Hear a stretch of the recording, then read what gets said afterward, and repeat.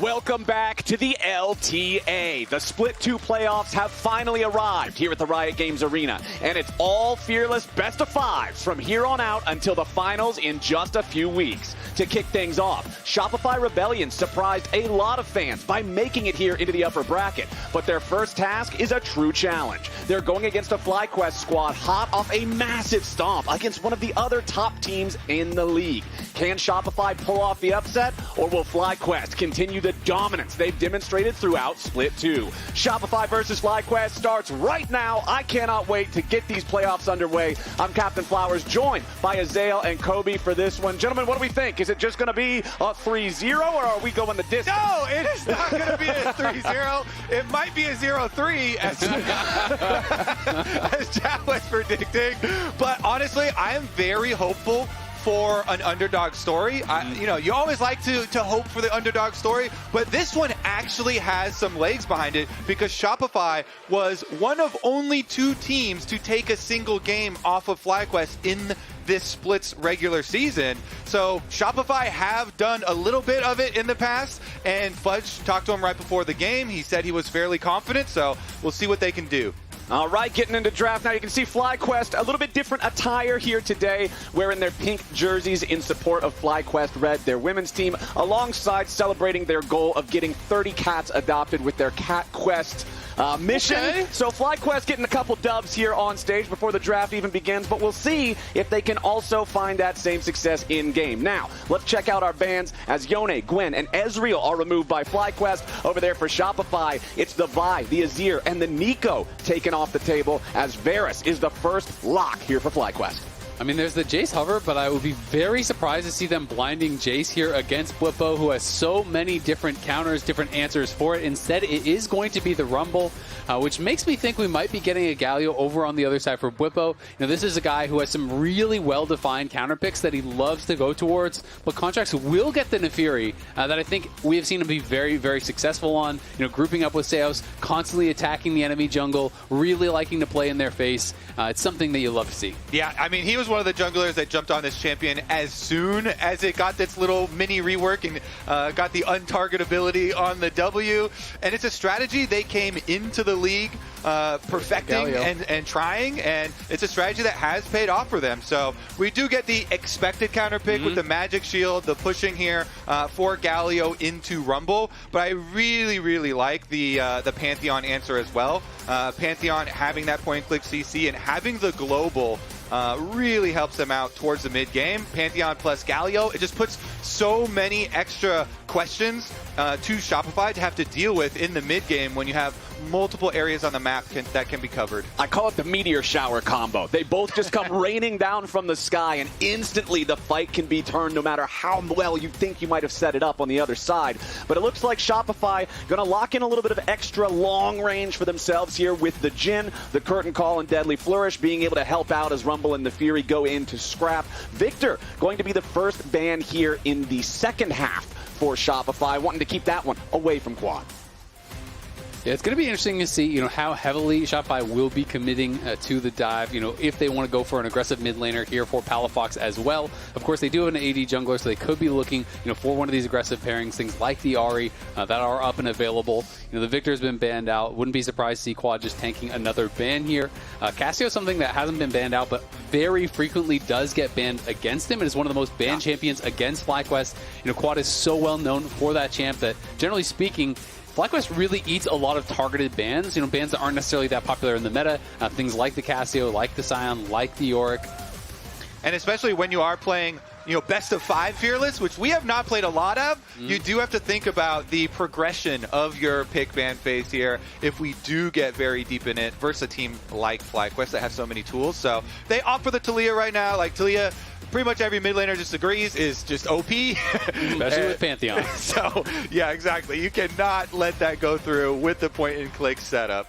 Taliyah with Pantheon and Galio would be pretty difficult to deal with in terms of any sort of a side lane situation, but that's off the table, and it's double support bans from FlyQuest as Bard and Karma are both removed. Interesting, because I would think like Seos is going to be on like a Nautilus or a Rel or some sort of CC champ here. on the bottom side. They just operate so much better with that. And if you look at the team that they've drafted, they need setup and frontline to keep people on a Rumble Ultimate to go roam around with the Naafiri. So definitely expect him to go that route for support, but we're shifting through quite a few mid lane options here instead for Shopify. It's interesting as well that they're electing actually counterpick support, and they are going to be blinding their mid. Of course, in theory, it could be any support, but I think there's like a 99% chance that it is going to be going mid lane. So they are going to be blinding that Annie for Palafox. The Ahri, one of the ones considered here, but this does make a lot of sense here. It gives them some CC, it gives them a little bit of initiation. But I still think they are going to need some hard engage from bot lane. And I feel like when you are really locked into that, it's harder to get a big advantage from your support counterpick. So we'll see where they're going to go. It is going to be an Ornn coming out. So this could be Galio mid. I think they're going to shift the Galio to mid into the Annie here. They're saying, you know what? You're not going to be able to bully us here. We're just going to move the Ornn up to the top side, give ourselves incredible engage between the Ornn, the Pantheon out, the Galio, and they can go aggressive here, potentially for Busio. Yeah, this is probably the reason why they wanted support counterpick, because if you were thinking Rel, then you don't have to play into Alistar, and then you also have to worry about, is there going to be like Braum counterpicks if you want to play, a lot of those engaged supports. So we'll see what Seoul does now that he sees it is for sure an Alistar, because this is a beefy FlyQuest comp. It really is, and I think it's smart because when you're looking over, it's like, who is supposed to be the one killing all these tanks, right? Like, is it the Annie? Is it the Jhin? Like, not really. Yeah. But they do have a lot of different threats, and if they are ahead of the pace of the game, then maybe they're going to have enough damage coming from all of these different sources to kind of punch through these targets, but it feels really hard. And I also am struggling to think, what they're going to pick here on 5 that gives them a big advantage. The Braum comes through, that feels fine, but it doesn't feel like they got a big support edge, in that bot lane 2v2 by any means, and it doesn't feel like they're going to be that happy about the mid lane 1v1. Yeah, I think it's just it provides a lot of value for team. Since the enemy team is all these like melee range, really short range. Buy that passive. Yeah, exactly. You can control a lot of space there. It does mean they are going to rely a lot on Annie flash engages, because Palafox kind of has to now be such a primary tool for a lot of their plays. And that is going to be a big and kind of different look here for Shopify. So a lot of pressure on Palafox's shoulders here with the Annie. Of course, nice little rework to Annie. Did give her a lot of burst damage in the regular abilities.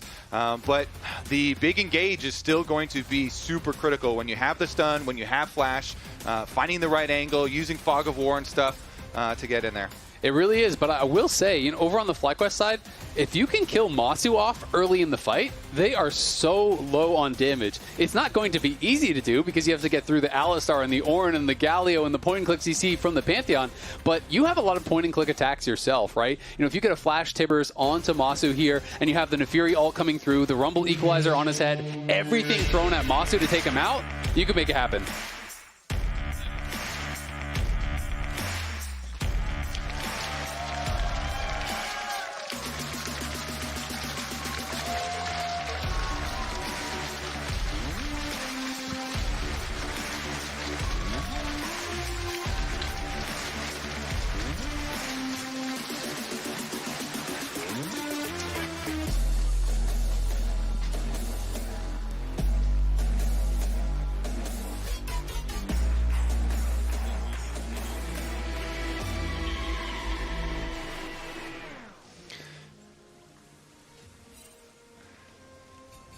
So almost every Shopify game where they get Contractz on Naafiri, they go for these invades early on to get vision for their team so that he can have options for hashing enemy junglers. And so FlyQuest, knowing this tendency, defensively ward their Raptors, and they see the Shopify Raptor ward put down. Are they going to ward over the wall? Look, wow, this. Okay. I thought for a second there that could be real dicey. Maybe get real spicy here and hop over the wall, but Fudge is coming down. I mean, this is a pretty active level 1, we'll say.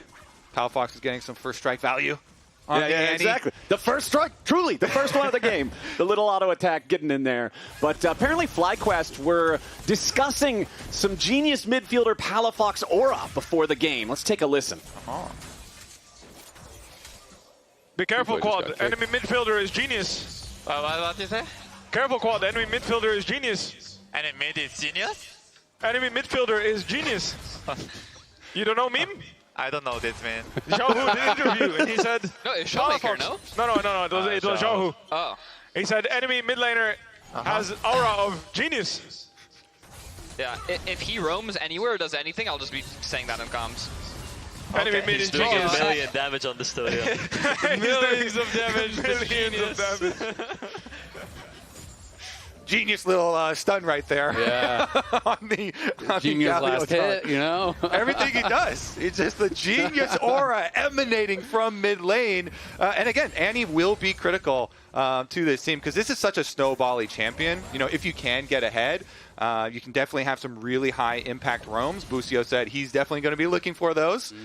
Point and click spells are definitely powerful if you get ahead. Okay, we have an invade coming out here early as Contractz moves into the jungle against Inspired, looking to use the early power of this Naafiri. We know how much Contractz loves to do this on this champion. His bottom lane has priority, so they can rotate over to help him. He loves trying to attack the enemy jungler at their second buff at level 3. Also actually got a lot of damage down on Seos as he was trying to move over to help. Inspired's going back for the steal, couldn't get it. But they forced out the heal from the Braum there because Massu got so much damage on him as he was walking up through Tribrush. Yep, every single game. Contractz on Naafiri. Always. Going for these invades. It does take away the red, but Inspired can just recall and go up for top crab instead after the bottom side has been under contention. I did like how Inspired handled that, though. He immediately just backed off. He charged up his passive so he could have that full passive Q to try to go back and actually steal it. Of course, he didn't get it, but I thought he played that out pretty intelligently, you know, buying time for Busio to move over and give him that support. Yeah, and Contractz as well. You know, you use your second Q on the Fury for the execution damage as well. Always trying to combo. Yeah, and so this is a FlyQuest that only has 2 losses this entire split. And while people are going to be looking at this as very favored towards them, and I think rightfully so, one loss was during the positioning phase to Cloud9. Their only loss during the group phase was actually to Shopify in a 2-1 series that, yes, they did win, but Fudge really had a good one.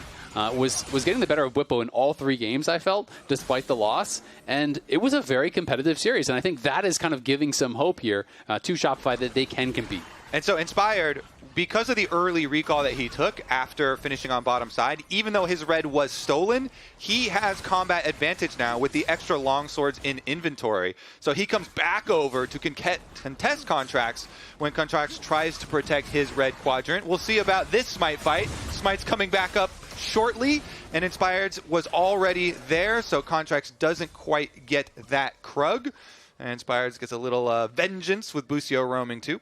Yep, Busio helping out Inspired there. They not only get the large Krug, but all the smaller ones as well. Bwipo in a bit of a tough spot here against Fudge, using the early power of that Rumble to try to keep this Ornn down. And something we haven't touched on yet is Bwipo is actually playing Unsealed Spellbook. It's something I've seen him experiment with on his stream. It did get some buffs. You know, once you actually get through, you know, all the rotations, the cooldown gets very low now. It's down to 1 minute and 30. Obviously, it takes quite some time in the game to be able to actually get through all those rotations. The first change does unlock at 6 minutes, but it's a lot of utility. It scales very, very well. And we have to touch in on, this is how the matchup went last time. So the left stats are Bwipo against the field. The right stats are Bwipo in his matchup against Fudge. Actually did way worse than expected, as Fudge was playing incredibly well. Palafox should be able to walk this off, but you know, Fudge was such a big part of that series, and he does have a nice little advantage for himself. 300 gold early on. You have to think that Fudge has to have a good game, you know, get that advantage for them to be able to really have a shot against FlyQuest in this series. Yeah, a lot riding on this, as you can see in DeMonte tweeting as well. Big for Shopify here into playoffs for the organization. Old squad. Really, really big stuff for him. Yeah, individually. He's talked about knowing these FlyQuest players really well and how they play. The inside man. We'll see if that could actually convert to a win this time around in the series. But I definitely like that you're highlighting the Fudge Bwipo matchup because it was so impactful last time. Maybe we can see some of these old Ornn counter kills where you have the Ignite swapped over on Spellbook. Inspired's here. Bwipo starting off with the Ornn Horn as Fudge immediately flashes away. Does not want to take any risk there. If you get hit by it, you're just going to take damage and still have to flash anyway, even if you live, so you might as well spend it early. I honestly think if you don't flash that, then you're going to get stunned by Inspired, you're going to get ignited, there's going to be so much follow-up damage, I think you're just dead to rights. So I think that was the correct flash, respectful flash there. When you have that Ignite, swapped over to from the Unsealed Spellbook, like Kobe was talking about, the kill threat is so high. Ornn does so much damage with a full combo at 6, and then you have that threat there. Yes, you are weaker early without the grasp, but there's a lot of power to be had here, and I think we're going to see Bwipo, likely just cycle through this pretty quickly, just get that Ignite on cooldown when he can, and start to just kind of move through those cooldowns as fast as he can. And Inspired ganking for Bwipo on a Pantheon, as bottom lane does go for a little exchange. Yeah, the Chains of Corruption from Massu finding a lot of damage here onto Seos, who again has to use the heal. Massu taking some pain of his own, though, as Bvoy fires back. That Inspired Pantheon ganking for Bwipo in this Cloud9 series, it was actually quite huge. And that was a dominating series from FlyQuest. Actually set records in the LTA with how quickly they dispatched Cloud9. So that, avoidance of the death on top there, quite big for Fudge. But Inspired will come repeat, try and abuse that flashless Rumble. And he's 6 now, he's going to look. Okay, let's see what we can get, as there it is, the Grand Starfall, and Fudge is not looking too good. First blood over to Inspired. Yeah, I mean, it's actually not rocket science. I mean, it is a Pantheon with ultimate, and you're like, well, there's one person with no flash here, Flowers, so got to be very careful. And they do convert for the kill. That is just textbook jungling right there. Blow the flash on the first visit, repeat with the global. What will be the Shopify answer, though? Because, again, you invest a little bit, and Fudge, or Bwipo has gone for his recall, so they're trying to get the grubs in the meantime. Looks like Contractz will at least get some of them. Yeah, he should at least get one at the very least here, but Inspired is going to be here. And, now he's jump over the back of the pit. Yeah. Yeah, Inspired going to show up to try to contest this. Both bot lane duos also making their way towards this part of the map. Neither team did the early bot to top swap that we often see with those bottom lane duos, as Inspired takes that second grub, but now in a little bit of danger here as Shopify try to make their move. Busio here on the front line, but does not have Unbreakable Will to try to survive. Bvoy under pressure as Massu's looking for some AD carry violence. Meanwhile, more problems for Fudge up there in the top lane as Quad is locked up and shot down. Palafox getting one, but it's FlyQuest taking one back as Inspired finds another kill onto the Rumble. Yeah, 1 for 1 at the end of the day there, and that one hurts for Fudge. He didn't have the equalizer, so he couldn't really get involved. And as he tried to walk him from top lane, they just turned on him, were able to knock him down. It is 2 grubs, though, for Shopify, so they did grab a second grub towards the end of that fight. Yeah, Contractz able to grab that one during the skirmish.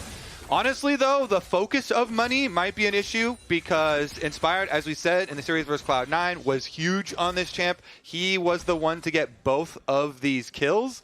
So it is going to be an accelerated Pantheon. And when you do have a global to be able to spread that pressure, it can mean very big things for the mid game. Here's another look at it.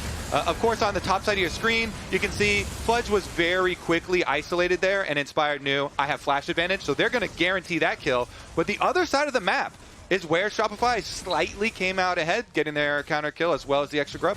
And honestly, it could have been even better for them. Palafox's Tibbers only connected onto the Galio. If he caught Inspired as well, maybe there's some sort of threat of a follow-up. I thought Massu played it quite well, though, actually just isolating Bvoy. When he opened up with the Jhin ult, Massu just kind of went over and started just fighting him 1v1, which he's always going to win, pushes the Jhin back, made it so Bvoy couldn't really follow up. Palafox had spent all his spells, so they were kind of just light on damage without the equalizer. Palafox now without that flash for a little while longer. You guys talked a lot about it, I think rightfully so, after we saw the way that the drafts ended up shaping up. There's so much that rides on this ante. So much of this is, can he get a big flash engage? And I think so much of it is also then going to be making sure that that flash is always available for that purpose, right? If you're FlyQuest and you can manage to force the anti-flash defensively, all of a sudden the team fight from Shopify just feels so much weaker. I mean, I think it's a really good point, and you can see that he has gone Lucidity boots, is going to be trying to play around that as much as he possibly can. A lot of MR already being purchased up here, though. You've got to be able to actually get towards that back line. You can see Kanan Crookern done for Bwipo. He rushes that first. We already have that cowl done for Quad as well. So there's going to be a lot of MR on this front line. You've got to be able to find a way to get past them, but there's so much CC on these champs that it is going to be really difficult unless you're first to the spot.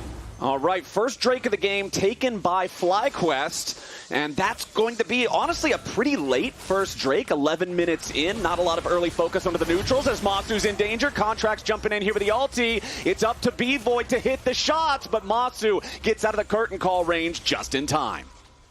Okay, he survives for now. Shopify doesn't look like there's going to be any transition on the map. So yeah, FlyQuest, they grab their dragon. Massu with the cleanse is going to avoid his death in a mid lane, and the first item power spikes are all just about coming in here. So we'll have a pretty big scuffle around the next one. All right, 19,000 gold for both teams. Very, very close game state. The single dragon's not really going to make or break anything. The 2-1 advantage on the grubs. Again, similar story. Palafox in danger as Inspired arrives, and Bwipo puts the chain CC together. Easy peasy. 3 kills to 1 now. FlyQuest takes the feat of warfare. So I have to point out that there is a bit of an overlay bug at the moment. Palafox's flash, I'm in the game, and it is not actually up. So the indicator is showing it up. He could not have flashed that. It's not actually up at the moment. But yeah, nice double long-range ultimate usage there to actually kill the Annie, because FlyQuest are correctly tracking that flash and know that it had not quite come back off of cooldown, which it is just about now.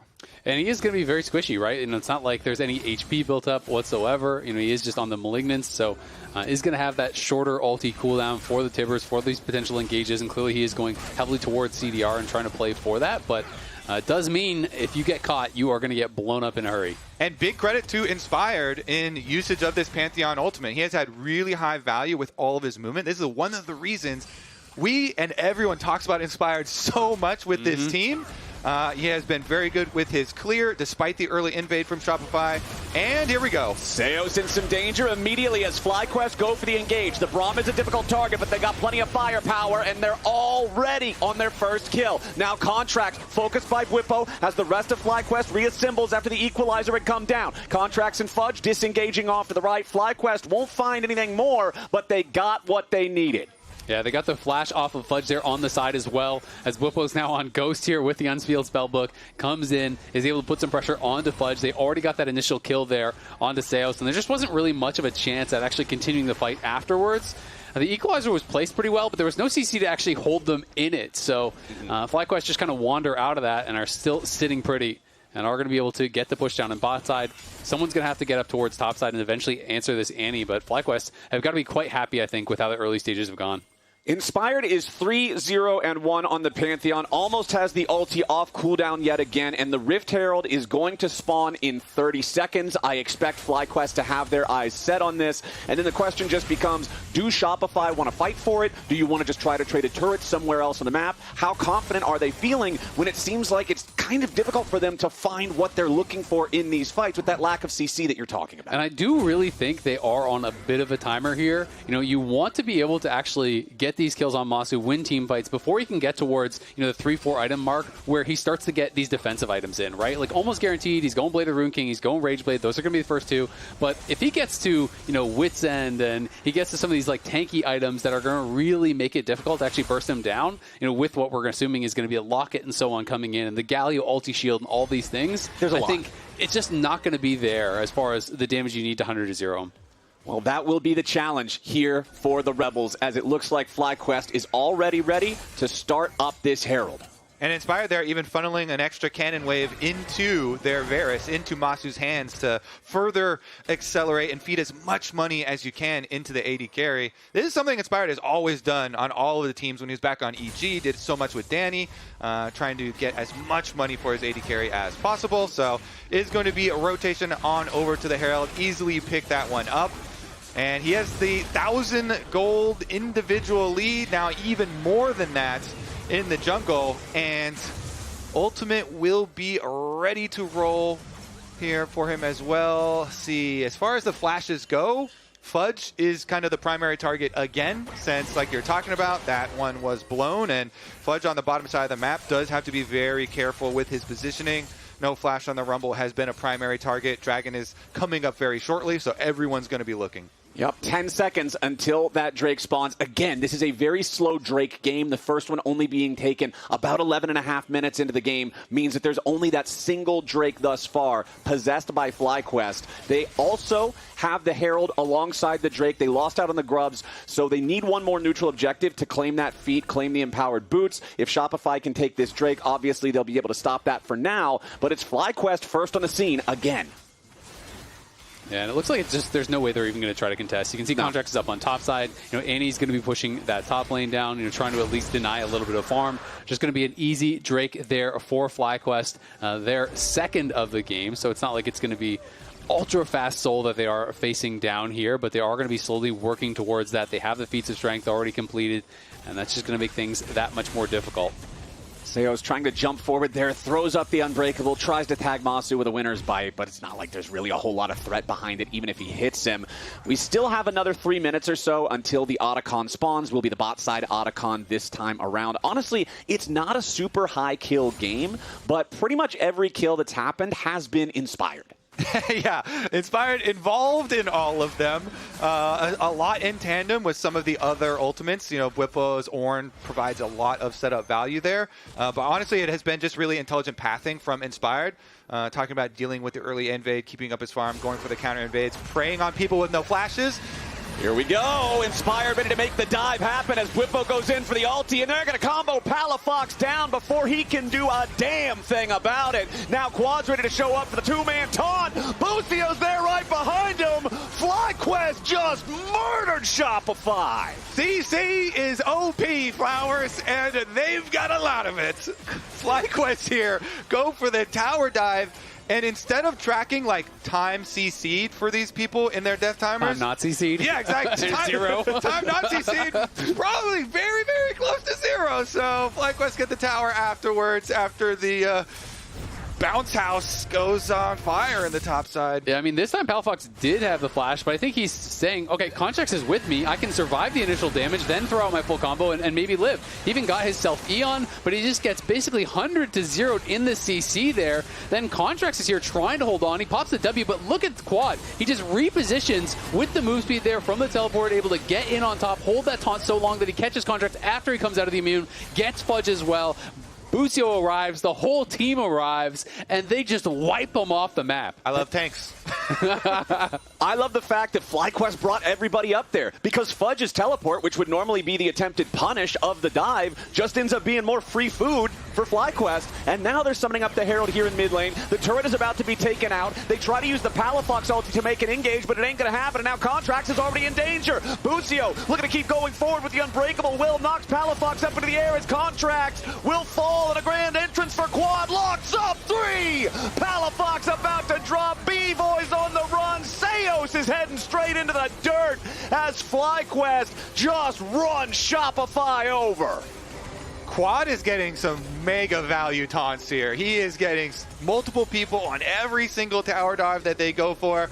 I was kind of hopeful, Flowers, when I saw Palafox sitting on the super blast cone. Those are some of the coolest plays in the game, but they were only 4v5, and Fudge didn't have teleport. So Palafox goes jumping in there. It's really about once they take the tower, though, Rift Herald comes down and they're just chasing him through. Nobody can run away.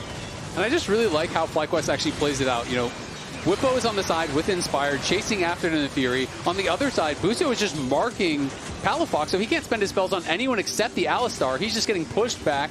That leaves Massu free-firing the entire time. We're back to live, but there's just no shot they can actually start up an Otacon here. I mean, it's desperation hours for Shopify, absolutely. They've got to look for some sort of a crazy pick or some sort of a flip on an objective. But FlyQuest is giving them no opportunities to make anything happen. And we kind of saw what you guys were talking about earlier in the last fight. That was Palafox making the engage on Massu, trying to get the kill on the Varus, and he got him to half HP.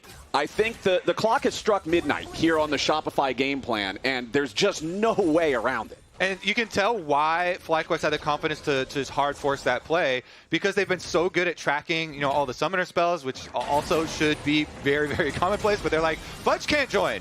If there's no Rumble ultimate, got half of the Kanan Crookern with his full combo. All right. If there's no Rumble ultimate on Massu in addition to the Annie, if there's no Naafiri also ulting onto Massu in addition to the Annie, then the whole squad. Then he's not scared. So the mere fact that they can count it out gives them a confidence. They just hard force the play, push on forward, and they collect so much more every time they do that they really just have Shopify in the stranglehold at the moment.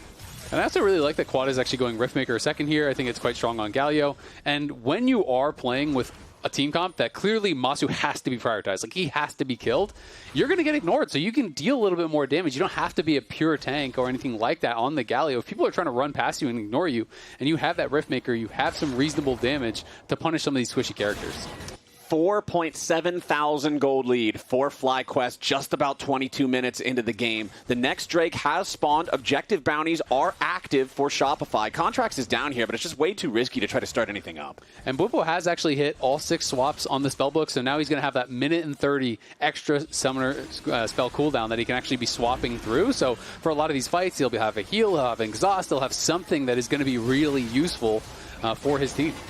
And Shopify now are in full defense mode because they are so out-itemized at the moment, with all these members of FlyQuest having multiple item power spikes. They cannot fight something as little as a Dragon number 3. You have to give over soul points and just pray and hope that you can get a better angle for the actual Dragon Soul fight, or, some sort of pick off in a side lane, which also your chances aren't Can great. you fight over something little like an Otacon here? All right, Maybe you boys. We got Otacon starting up, and Shopify's got to try to make their approach. They don't just want to give it away, but FlyQuest is already done as Busio looks to engage with the flash headbutt pulled over the wall. A nice chains of corruption to follow it up. Bvoy's already in danger as the Grand Starfall is about to seal his fate. Massu trying to get away from Palafox off to the side as Bvoy also barely survives. Fudge on the run as Bwipo takes out Palafox, and the fight's not done. The re-engage as FlyQuest continues looking for more kills. Quad jumps forward, but he doesn't have the range. All things considered, only 2 dead on Shopify's better than it looked at the start, but Contractz now has to fully retreat as well. FlyQuest, they'll take the Otacon, they'll take the kills, they'll take the turret, they'll take it all. Yeah, they get that bottom lane tier 2. They are 7k ahead now. They take the Otacon, and FlyQuest says, let's just fight. Even with Palafox getting onto Massu again here, they don't have the juice to do it by themselves. They need the full team onto him, and they can't make it happen. Everyone dives into the backline. This engage was beautiful from Busio. The chains of corruption there to follow it up. And here's now Palafox, full combo onto Massu. No one else is there with him, though, so even though he gets him low, Bwipo arrives, hits the ulti, flashes over the wall, and is able to finish him off, while Massu has a battle to the death against Tibbers, which he's able to take down as well. Yeah, life stealing off the Tibbers. Bwipo had a good combo there. Gets the Bro proc, gets the knock up into the wall. And the rest of the FlyQuest team, meanwhile, we're looking like an NFL team just running through Shopify. Bunch of linebackers. Up into their own towers. Quad is starting the fight on Fudge. Okay, Fudge calling in some backup from Palafox, but again, it's 2 mages against a tanky Galio. It's not looking so great. They get him low, but they can't quite kill him off. The equalizer finally burns him down. Palafox getting the kill credit on that one, as now Massu might be in a little bit of danger as well. A nice shot from Bvoy to make it a positive trade for Shopify Rebellion. Now Palafox in a little bit of danger, but inspired to the 1v3, trying to escape, or at least take Seoul with him, but it ain't gonna happen. FlyQuest have lost 3, and Shopify wants more. Contractz jumps in as Busio barely survives with the Unbreakable Will. It's only 2 very tanky tanks on the side of FlyQuest left, but the guns aren't really firing anymore. Busio looking to buy a little bit of time as Seoul might just fall to Bwipo, who's trying to combo him down with the Ornn CC. The Brittle's going to be enough with that last little burp. Bwipo goes godlike, but he's the only man still standing in FlyQuest colors. Contractz trying to chase him down and complete what'll be a delayed ace for the side of Shopify as Bwipo about to fall here. Quad gonna arrive with the teleport, but he's arriving into a spot where Bwipo's still barely alive. The shutdown over to Bvoy as Quad shows up nearby, but not close enough. Everybody on FlyQuest just died. This is actually critical. That last kill will have a long death timer here. Maybe Shopify can try and chain together comeback plays. That is always your hope. When you get one kill desynced from the other ones, they want to try and force a pick. The problem is Bwipo had swapped over to the teleport, so he'll have that ready once he does revive.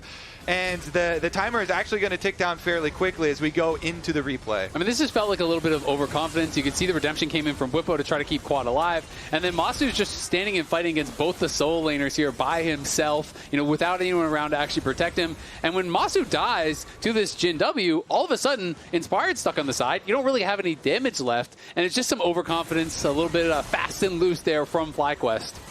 Yeah. They have to be a little bit careful about the gold that they give over, because now it's getting more competitive as far as this dream fight we've been talking about for Shopify. The Dragon Soul, now they actually, will have some power, some items behind their fight. A couple of extra ones now being completed and coming in for the Shopify hope here, Flowers. Yeah, it was an overcommitment from FlyQuest. They did overplay their hand, and you can say, yeah, they still definitely have a lead. They're definitely still in control, but the gold lead got cut in half. Right? It was a little bit over 5,000, now barely over 2.5. And Contractz just on the dog, man. There's a reason he plays this champ every time he gets the opportunity to. Now he's got to jump back out of the Baron pit. The Dragon Soul for FlyQuest spawns in 20 seconds. Chemtech Soul, not usually one that people are chomping at the bit to get a hold of, generally considered lower value than others, but it's still a big power spike. It's still going to give you a decided and market advantage in the following fights, and Shopify are going to have to think on if they want to allow FlyQuest to have this. Especially when you see how hard it is already. Like, look how long it took them to take down Bwipo, right? You're just going to be even more durable, more difficult to actually knock down. I do like that Bwipo actually went Redemption third, just an additional support item to help keep Massu alive. You already have the Locket in there, and the more defensive items are going to be starting to come through here for Massu, which is going to make things very, very difficult. And it looks like Shopify want to try to get down here. Bwipo's up on top side still, but it's going to be very difficult for them to get in. Okay, FlyQuest, they started to aggro the Drake, but now they're going to leave it. They don't want to split their attention. Inspired now going to restart the objective, pull that one out of the pit a little bit, and you've got everybody else on FlyQuest playing defense for now. Quad keeping an eye on this banana brush, making sure nobody from Shopify can approach. And it looks like the Rebels are going to call this one the Dragon not worth the fight at this point in time. So it's Chemtech Soul over the side of FlyQuest. All right, given over. They don't want to walk through these dangerous jungle corridors into this CC-heavy FlyQuest setup here. FlyQuest opt to give over the power in exchange to hopefully get a better setup for their team fight, hoping that the position will actually make up for the difference. You can see Ghost and Exhaust now ready for Bwipo, so he has a double Spellbook Summoners ready to go. And the Terminus is done, which is going to be some armor and Amara that's going to be stacking up for Massu. And he has a Ruby Crystal in inventory, so I think he's going Jack Show next. And I feel like that really is where the clock strikes 10. You're probably never going to be able to 100-0 him if he does get that with everything else coming through. Well, I do want to point out a lot of the Shred, too, invested on the Shopify side. So Bloodletter's Curse got buffed, which is quite nice for Rumble shredding, also for Annie. You have your Void Staff now completed. Your Lord Dominix was completed for the Jhin. So the hope is there for Shopify to try and get through some of these tanks. All right, Bwipo's leading the charge, and Seos is the target. Continues disengaging here on the Braum, though, as the rest of Shopify has to scramble. Inspired looking for an opportunity as Busio using his heal there on the Alistar, goes in for the engage, and now the bounce house is in full swing. Inspired roaring through the fight over the top, and it's over before it even begins. Shopify is aced in a matter of just 3 or 4 seconds. What a fight from FlyQuest. The explosive engage comes through, and they give him no shot whatsoever in that one. They stomp the end of this game here emphatically in favor of FlyQuest. Clean ace. Right when it was looking like Shopify might still have one last chance, one more opportunity to maybe dig in and look for a comeback, FlyQuest absolutely slashes those hopes to pieces. 19-6. They're going to slam game 1 and start this series off with a win.